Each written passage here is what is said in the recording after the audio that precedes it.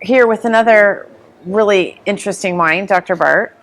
You're a neurologist, Yes. but you're into functional medicine. So I think sometimes we just assume that people know what that is, but a lot of people don't even really know what that is. So maybe we'll start with what is functional medicine to you, and how.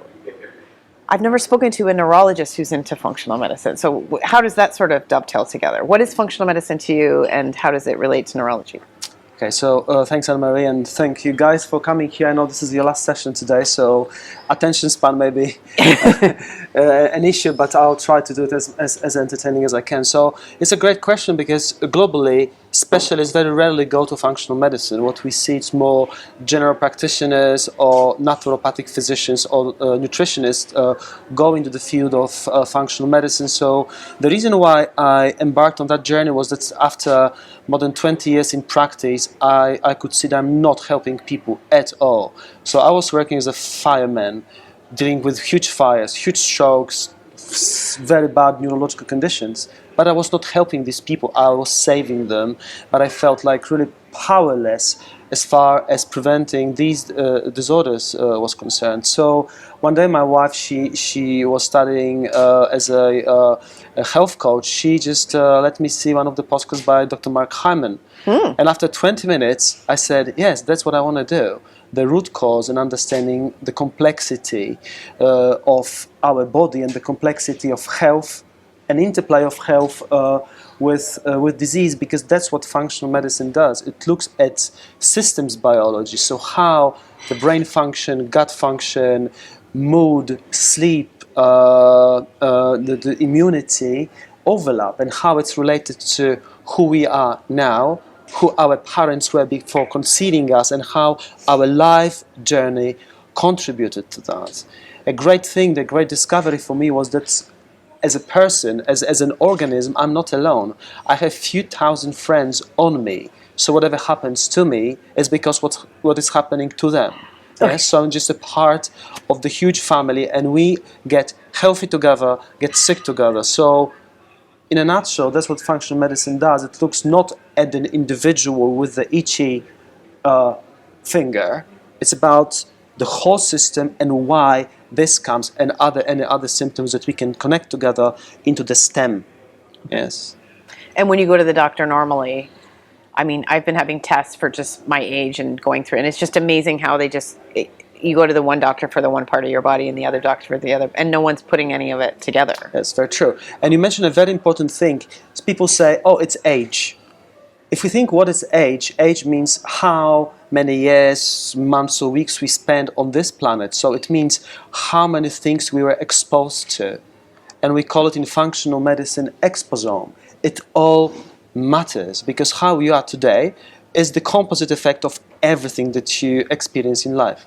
So just to give you an example, guys, like some of the pesticides, the half-life in our body is 30 years. 30 years. So if someone was exposed to pesticides in childhood going to a farm or something, it may stain them for decades. So it does matter. Okay. So age shouldn't be considered as a detrimental factor in a healthy environment, and in a healthy body, age is just an asset. It's life experience, but it's not a definition of disease. But we started to appreciate age as disease. The older we are, we should be sick. But this is the wrong perception. But this is what you hear all the time. Sure. I mean, you hear this from women's doctors on social media saying, like, basically you develop estrogen deficiency. You develop these things, and they're making it sound like aging Yes. is a sickness, Yes. something to be avoided. So there's a very nice term, it's called allostasis. So how to keep balance in the changing environment. So we need to keep up who we are with the changes that happen subconsciously to us. So when we walk in the street, we don't know that there was like a volatile gas released somewhere in a factory. We just inhale it. There's no smell, and our body, our metabolism needs to deal with that and keep us as we are, but there's a drawback to it. And then let's say we get a virus, our not favorite, but the most popular COVID, yes? So with this gas that we inhaled, our COVID may be worse, and we can struggle with symptoms for a long time.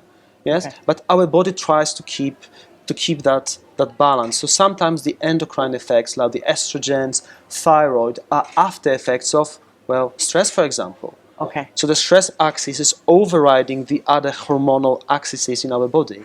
Okay. Yes. So again, things change, and we need to keep the balance. Yeah. Yeah. So this is the allostasis. And we're all talking about mental health, sleep, anxiety, depression, panic. How does that fit in?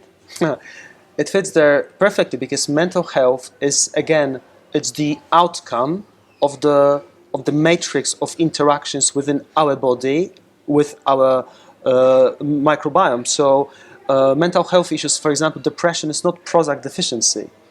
Yes. So we know that adverse childhood experiences, so any exposure to significant stress in childhood, this being political, economic, or home-related, emotional, physical, other types of abuse you can imagine, they have a toll over our whole lives, and they go 2 or 3 generations down because we transmit it to the offspring.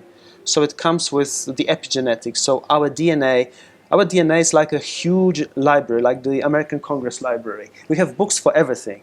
But whether we read the books of illness or health and happiness, it just depends on the environment.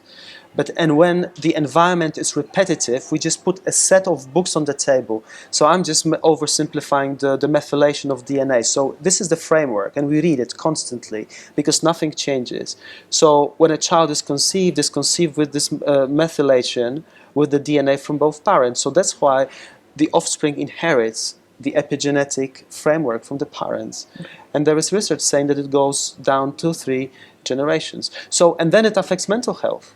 So if someone comes with mental health problems in their 20s, first question is what the childhood was, how the parents were, and whether there was any episodes of overeating starchy foods and sugar, because there is evidence linking insulin resistance in childhood in mental health issues in early adulthood.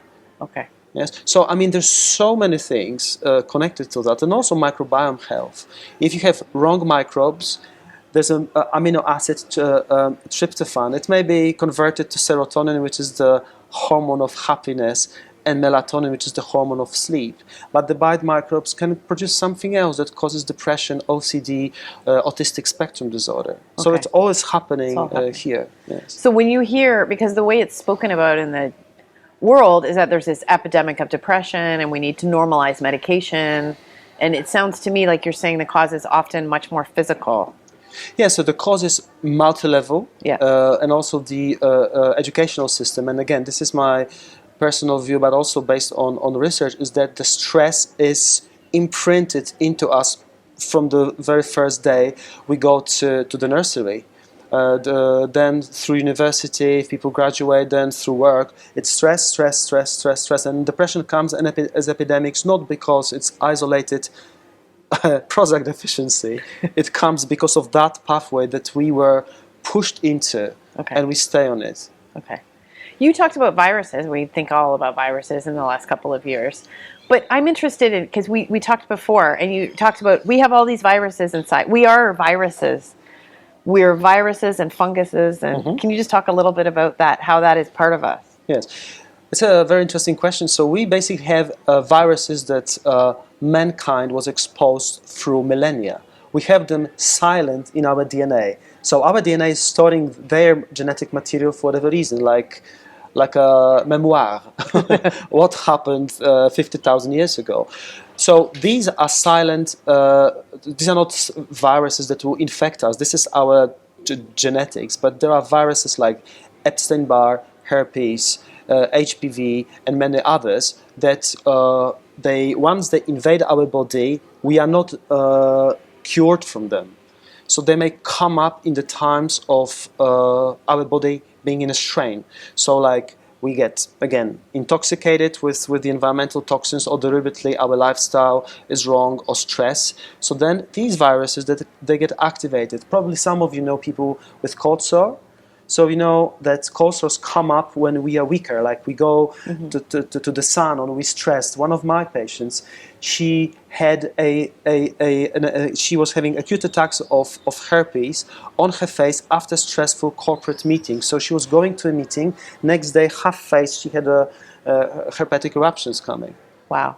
So, and she was an executive in a global brand. So you can imagine frequent meetings and this just coming on and on and on and on. And she was seeing multiple physicians and everyone saying, yeah, well, you know, this is herpes, you have it, we can't help you. Yes, but she had insulin resistance, her diet was not right and everything. So what I'm just saying that in the time of weakness, when we are vulnerable, viruses come up. The other example is Epstein-Barr. It sits in our body, like, you know, bone marrow, liver, and all of this. When we get weak, it comes up, it gets activated. Yes. And then and then it invades your body. Yes. So one of the examples is long COVID syndrome. So there is reactivation that can be proven based on the even antibodies. So some of the antibodies, they are antibodies of immunological memory, and some of them, they are antibodies of an acute immune reaction. So in long COVID, we see reactivation into an acute response. Okay. So all of the guys that we had for years, they just got activated because our defenses are down. Okay, but I never read about Epstein-Barr virus and long COVID when I read a news So- story about it. I just Yes, but so I mean, there's literature about that, and how long COVID is complicated, and how long COVID becomes like a non-COVID condition, because it can be any trigger. COVID can be one of them. People may have it after flu. You know, people that had just influenza and they just felt super bad for weeks or months, which is basically a definition of long COVID. People feeling bad for long time after COVID infection. So it's a very complicated thing, but it's very important to remember that our previous infections, viral infections, can play a role how resilient we are against anything that can attack us in the future. I have a friend who's really she studies a lot. And when I had COVID, and then I had a rough time after, and I said, "Oh my God, I hope I don't have this long COVID," you know. And she said, "Emery, a virus is like an upgrade." She's like, does that make any sense? Like she said, think of yourself just like regenerating, and you're going to come back stronger. And she actually changed my mindset, because I was thinking, oh my God, I have this long COVID, and I've read these things. Yes. So I think what doesn't kill us makes us stronger. That's true. But I think it's also in the context that struggling with things that we don't understand from the classical medical perspective, everyone starts to wonder. Physicians and patients, so why I'm having this? Yes.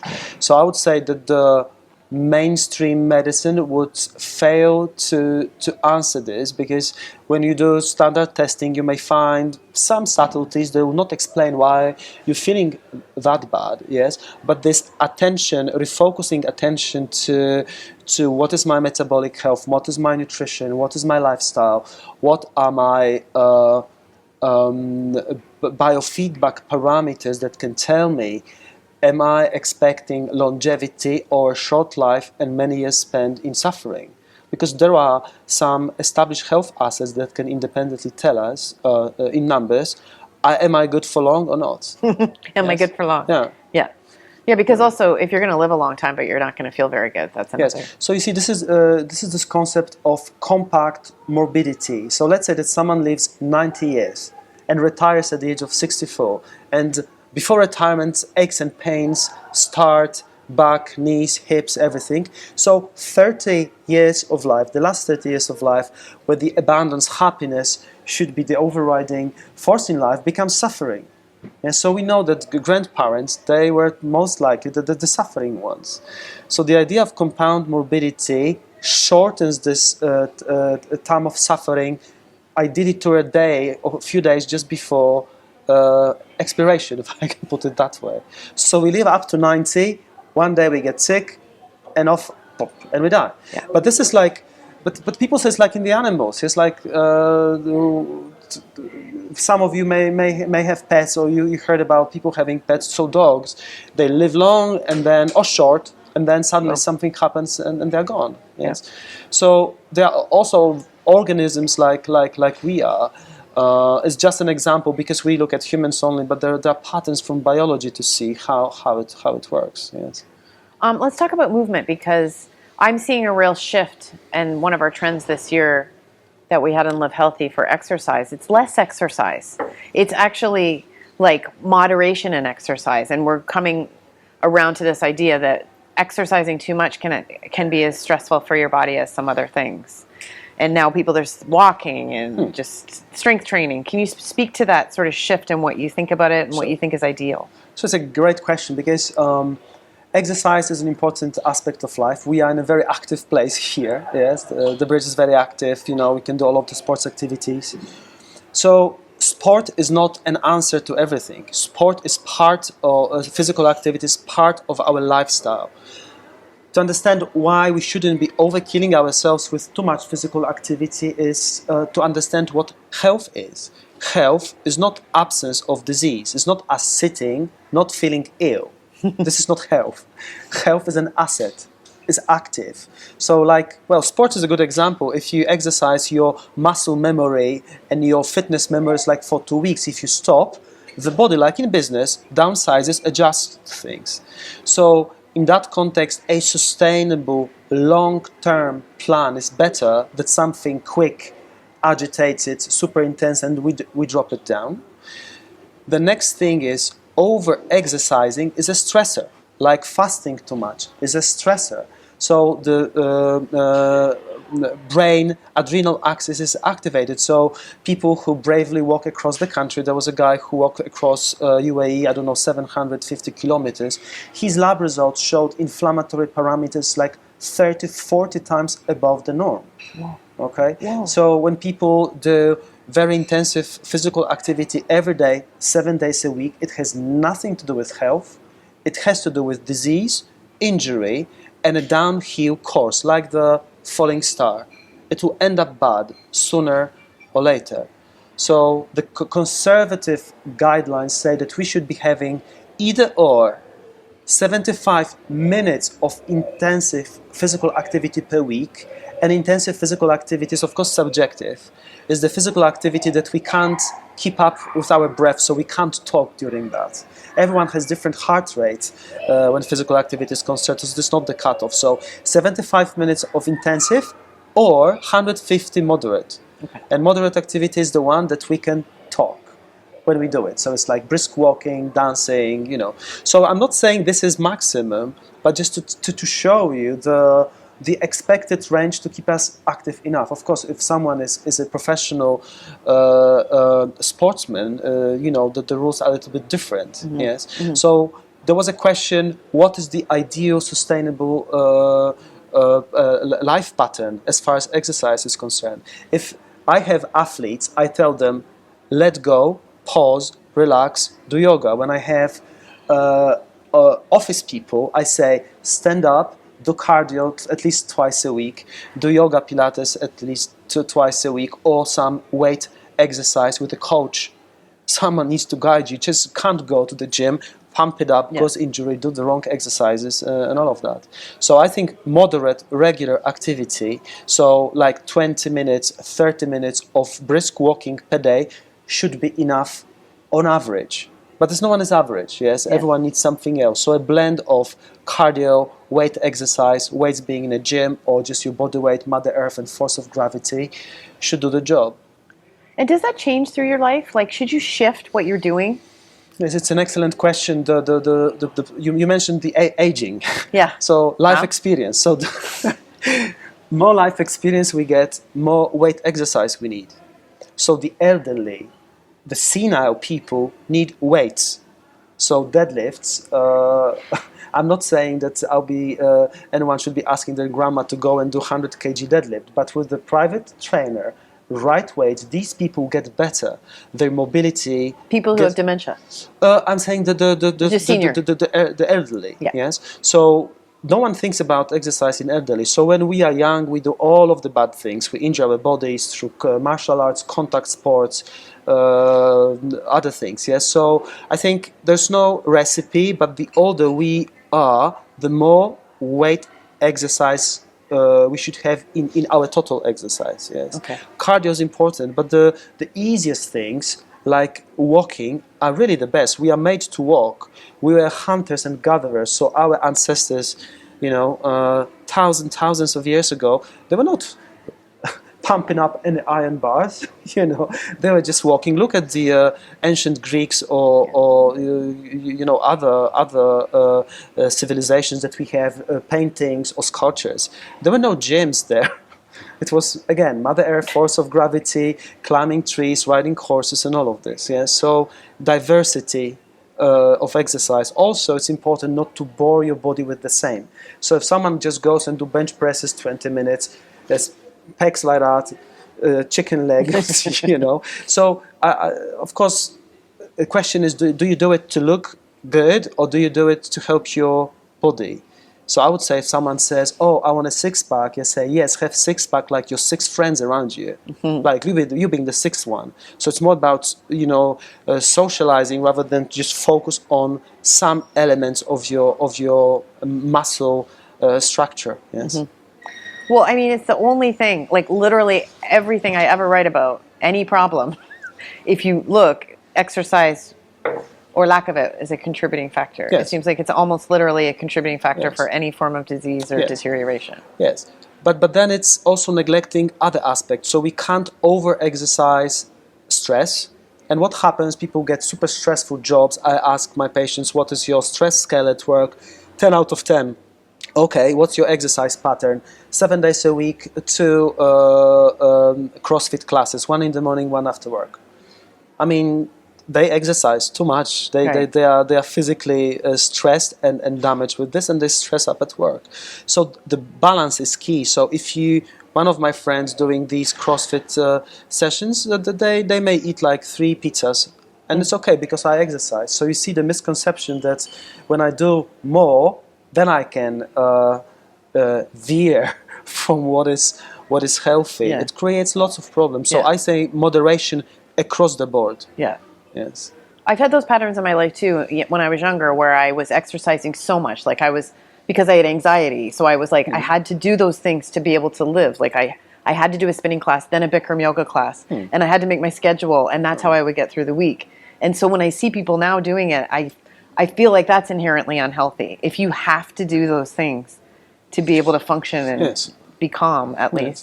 So there are nice ways to monitor. Is it doing me good or not good? So there are all of these wearable technologies that can tell us about our status. So one of the parameters that is measured is HRV. Probably heard about this, heart rate variability. So more variable our heart rate is, the more relaxed we are. So it's like you start the V8 engine in the parking, it goes like this, a bit irregular. It's relaxed. When you step on the gas, it goes super regular. So this very regular heartbeat is the sympathetic system activity.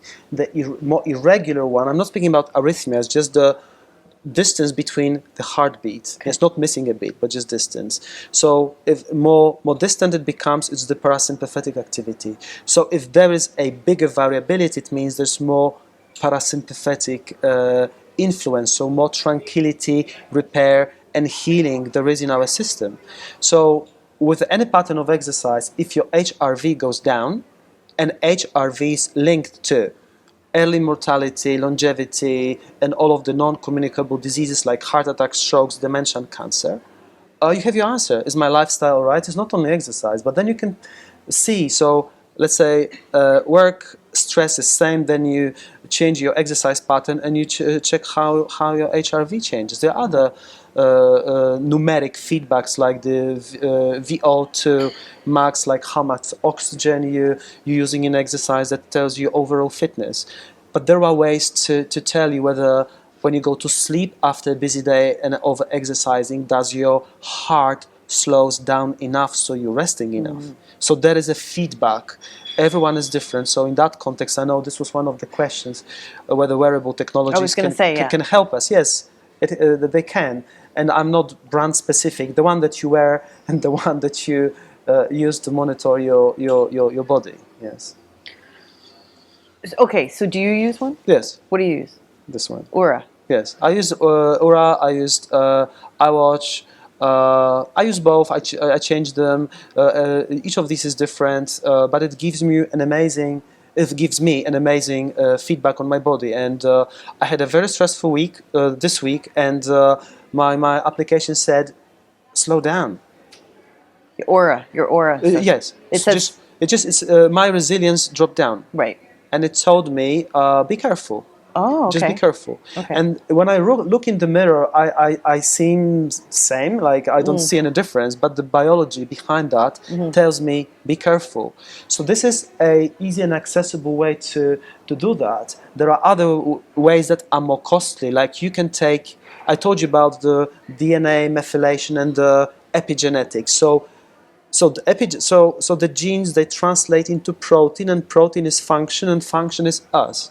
So when the environment changes, the genes will not change. The function changes, so the protein changes. So there are tests that you can check your like 40K protein, and as of today, the system can tell you you are at that risk of these most common conditions. Then you implement a lifestyle change, and after a month, your risk may be very different because the methylation, the epigenetics changed because you changed the environment, the external environment, the internal environment. Yes. So there are other ways, more sophisticated ways, to tell you what your risk is, independent, depending on the circumstances. As I always worry with all this monitoring, that you're going to you're going to lose your body's own your connection with your body's own, the way you feel. But for your stressful week, I almost feel like when you said the body's always recalibrating when it's walking around, it was recalibrating with your stress, so you didn't feel it in a way. Yes, but it's like you've heard recently about a plane landing with one engine. You see the plane, and if you can't tell that the engine is off, that the plane is landing. Yes, but the effort and everything behind to keep the balance in change was huge. Right. But we don't see that, and that's the problem. Okay. That's the problem. So we have smart ways to be alerted in advance, and then once you become aware of your body, there is a crosstalk between you and technology and your results. Because you can tell, okay, I don't feel that well, then you look into your app and you see you have red lines across the board, for example.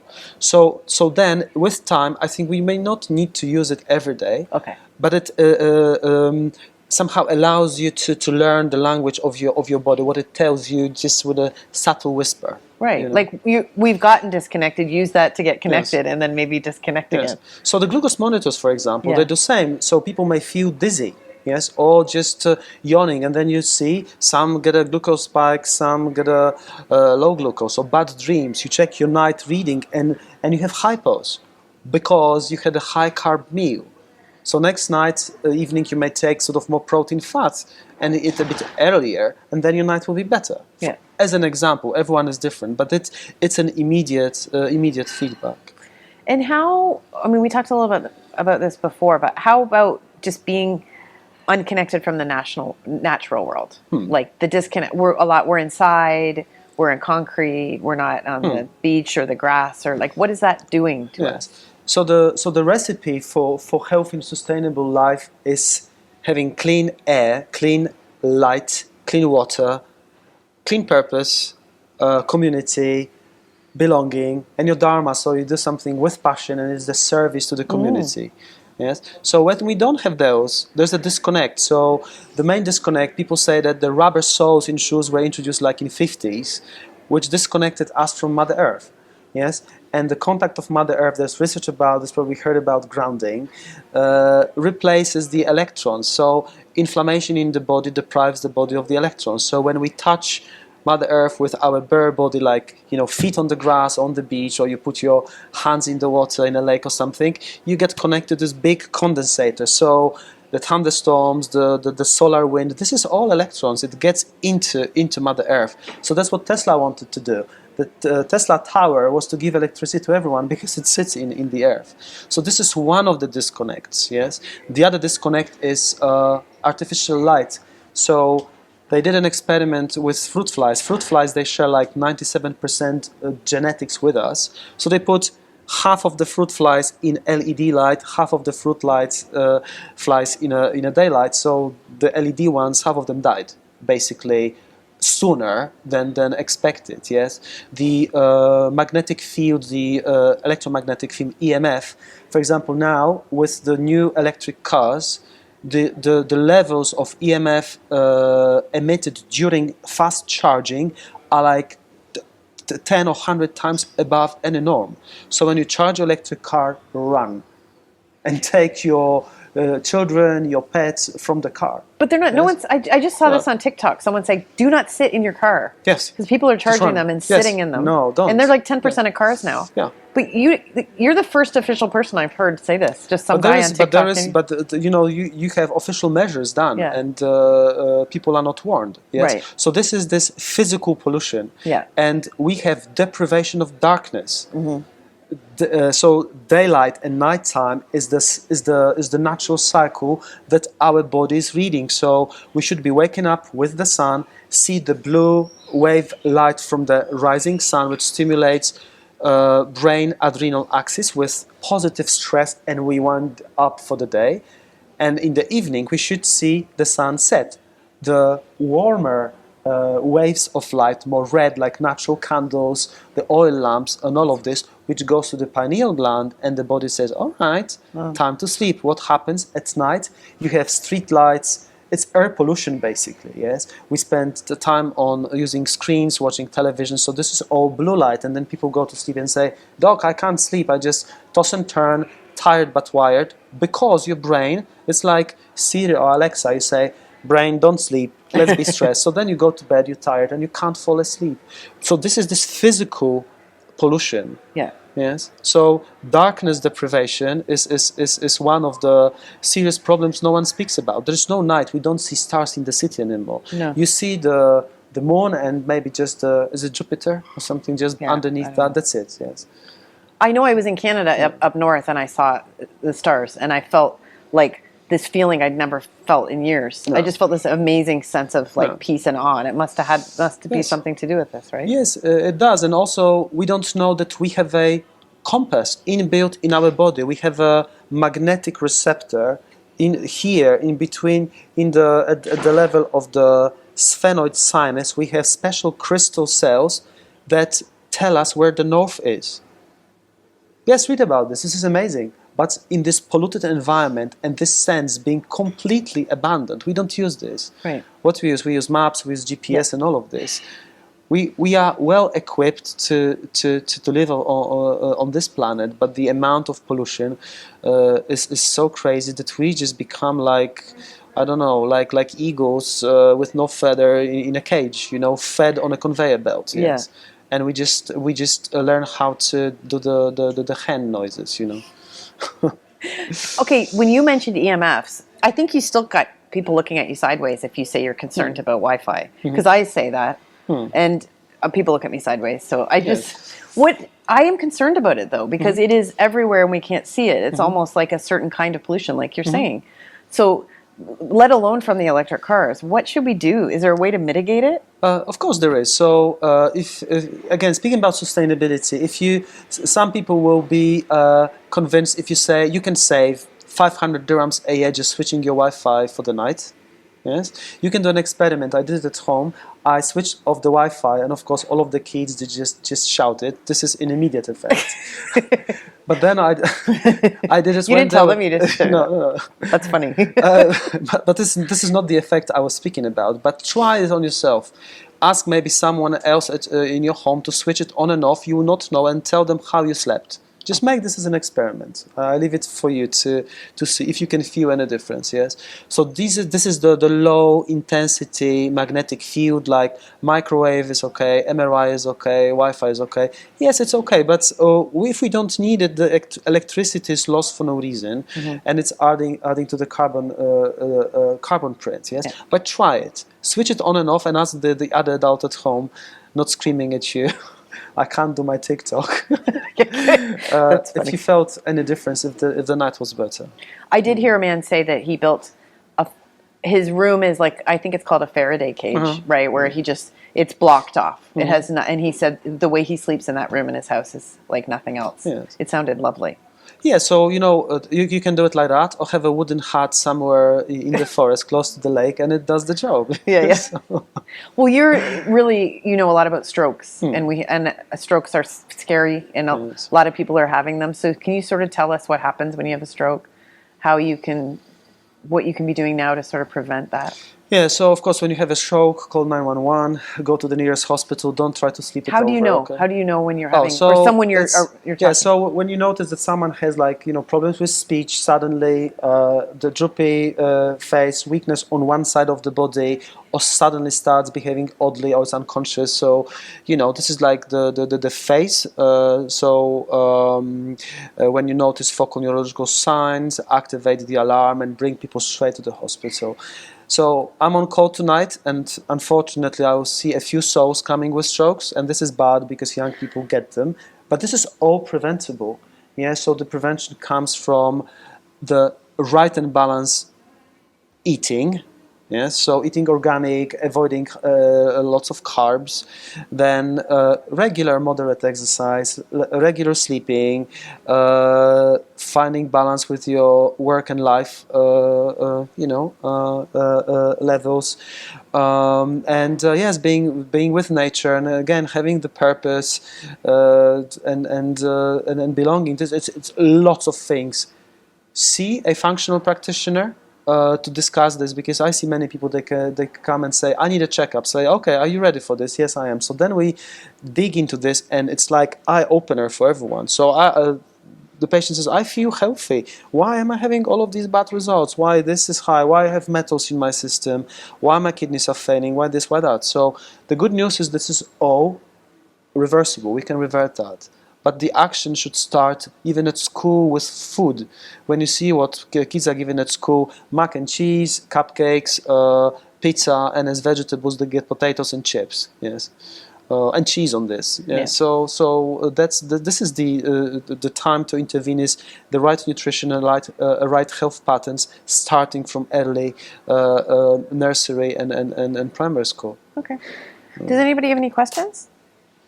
This amazing resource I here. was reading that whenever you fall asleep, the first half an hour you go straight to as soon as you fall asleep, you go straight into the deep sleep. Mhm. And if there is no other like digestion, your body is quiet. Basically, there is a process of cleaning up your brain. Mhm. Is it happen? But you have to be completely digested and not any other activity going on. So, yes. So it's a very good question. So everything that winds the system up. So digestion is important, because if people have irritative foods that will irritate the stomach, then the sleep is they don't go into this deep sleep, and then things may start happening, like people grind teeth at night or become restless, shuffling legs and all of this. This may all be coming from digestion, and then it prevents this the normal sleep pattern. Without these additional excessive movements, if you eat too much, even good things, but late, then your body is preoccupied with digestion, so the natural cleansing will not take place the way it should. And you can see that the heart rate, if you use wearable technology after big, even the healthiest meal, will not slow down half through your sleep. It may slow down just in the morning before you wake up, and this is also an indirect parameter. What's the ideal amount of time to eat, to leave between eat and sleep? Well, 3 hours, and basically the good thing to do is to have this regular fasting intervals, which is called time restricted eating, like at least 12 hours between your dinner and breakfast. Okay.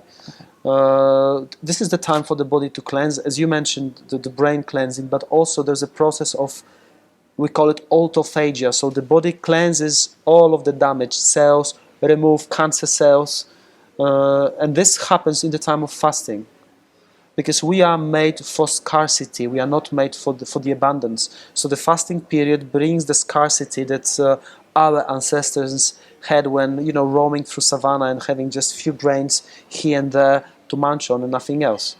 Yes. So we love scarcity. This brings the immune system up, sharpens our senses, our memory, improves immunity, heart function, blood pressure, and everything. So this regular fasting intervals, it's important. We need to be hungry. Yes. Yeah.